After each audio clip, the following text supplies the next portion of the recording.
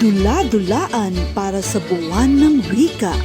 Hatid sa inyo ng mga mag-aaral sa Dynamic Scholars Academy. Bawat bata may kwento, isang dula-dulaan at sabayang bigkas tungkol sa wikang Filipino, kalikasan, kultura at pagmamahal sa bayan. Ang tema, ang wikang Filipino, ang tulay ng ating pagkakakilanlan.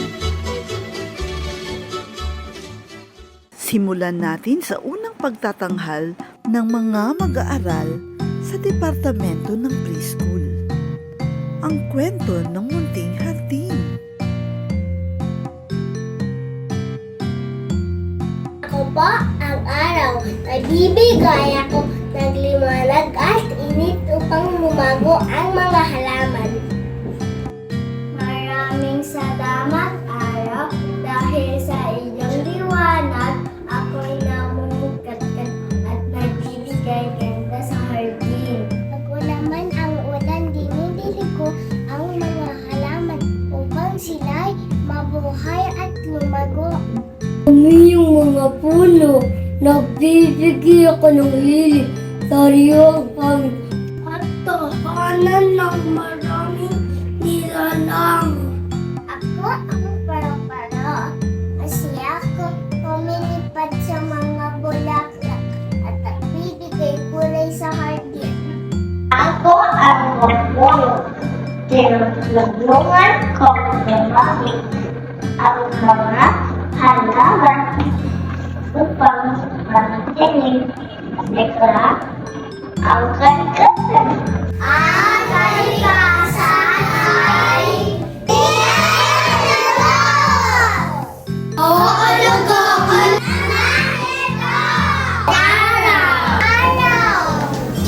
Tunghayan naman natin ang mga mag-aaral sa unang baitang sa pagtatanghal ng ang matalik na kaibigan.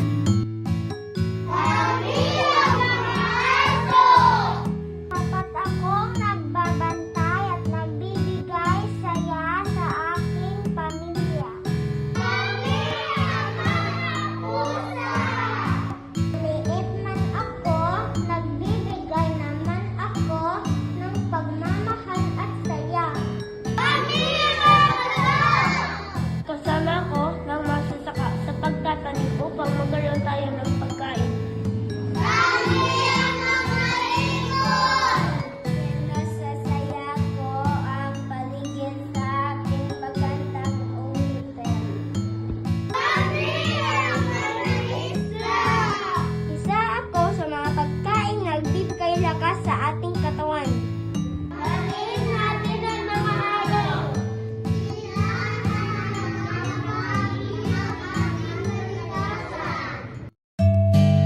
Ang palengke ng kalusugan. Ang pagtatanghal ng mga mag-aaral sa ikalawang baitang. Kami ang mangga. Matamis ako at tipid sa sustansya.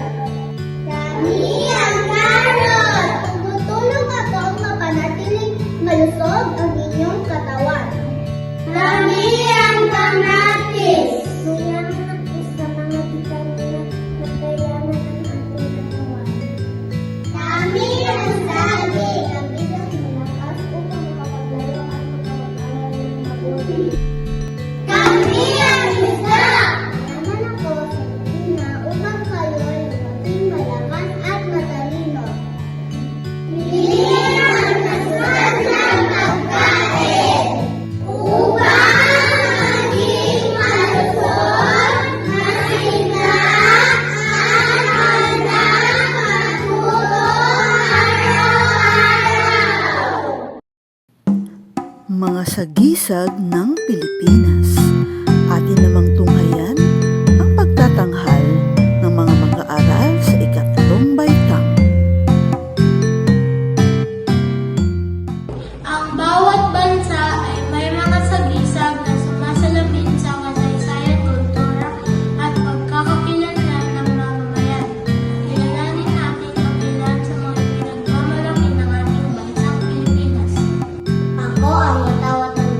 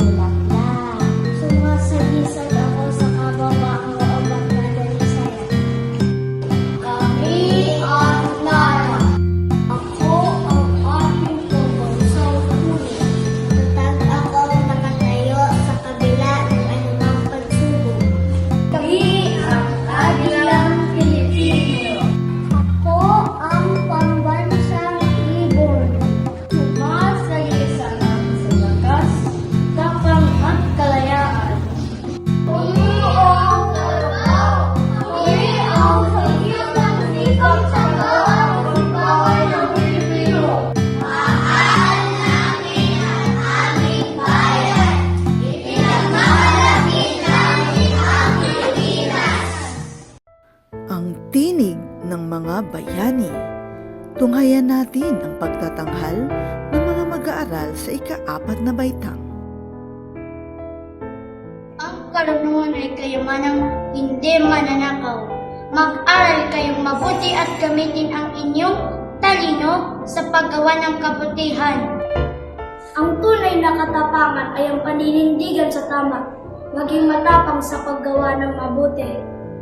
Ang pagtulong sa kapwa ay tanda ng tunay na pagmamahal, maging mabuti at mapagmalasakit sa lahat. Ang pagmamahal sa bayan ay ipinakikita sa mabubuting gawa. Ipagmalaki ang pagiging Pilipino. Gamitin ninyo ang inyong isip at puso sa bawat pasya.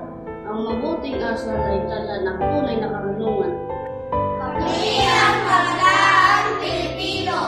Tutularan namin ang kabayanihan ng ating mga bayani.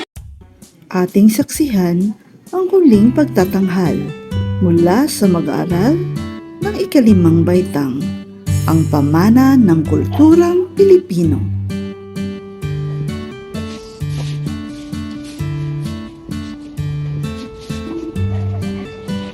Ako, huwag niyo kalimutan at ikaw galaan. Ito ang ating pamana. Ang magalang ay nagsisimula sa tahanan.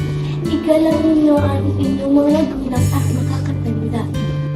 Lolo at Lola, paano po namin mamahalin ang ating kultura?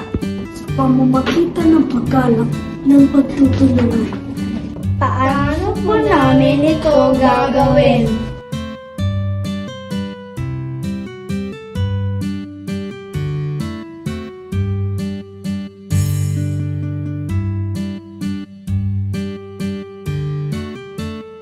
Kapag tayo nagtutulungan, walang pagsubok na hindi natin malalampasan. Ang ating sining at kultura ay dapat natin ipagmalaki. Sa sipag at tiyaga, umuunlad ang ating bayan. Pangangalagaan po namin ang ating kultura at mga tradisyon. Ang kulturang Pilipino ay aming yaman. Ito ay aming mamahalin at ipagmamalaki magpakailanman.